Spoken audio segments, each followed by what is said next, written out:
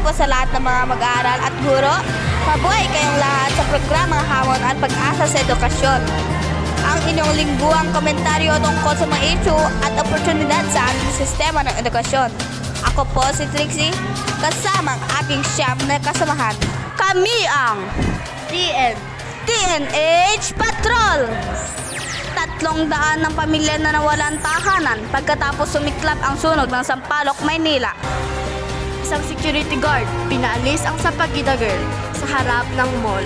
Ngunit si Sampaguita girl hinampas ng Sampaguita ang security guard. Nakuha namin ang balita para sa TNH Patrol. Ang oras natin ngayon ay 2:15 minuto.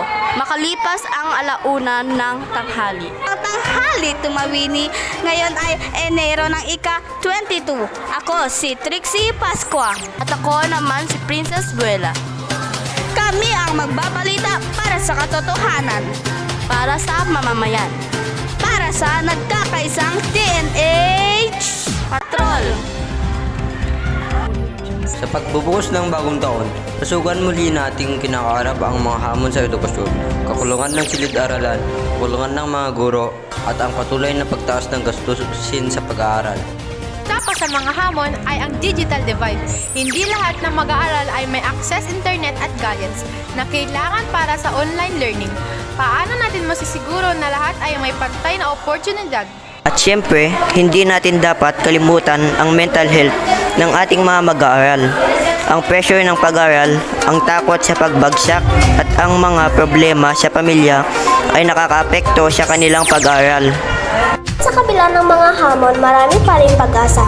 May mga guro na patuloy na nagsisikap para sa kanilang mga estudyante kahit na may limitadong resources. 300 ng pamilya na nawala ng tahanan pagkatapos simiklag ang sunog ng Sampaloc. Alamin ang detalye kay Clarence Yultamang. Simula ang apoy nang nagsindi ang bata ng kandila at naiwan itong nakaapoy sa barangay 458. Mga magulang din na sumusuporta sa kanilang mga anak. Kahit na mahirap ang kanilang pagmamahal at determinasyon ay nagsisilbing inspirasyon sa mga bata. May mga programa din ang pamahalaan na naglalayong mapabuti ang sistema ng edukasyon. Kailangan lang nating suportahan ang mga ito at siguraduhing maayos ang implementation. Ano nga ba ang solusyon? Ito ay kailangan ng mas malaking budget para sa edukasyon. Kailangan din ng mas maraming guro at silid-aralan.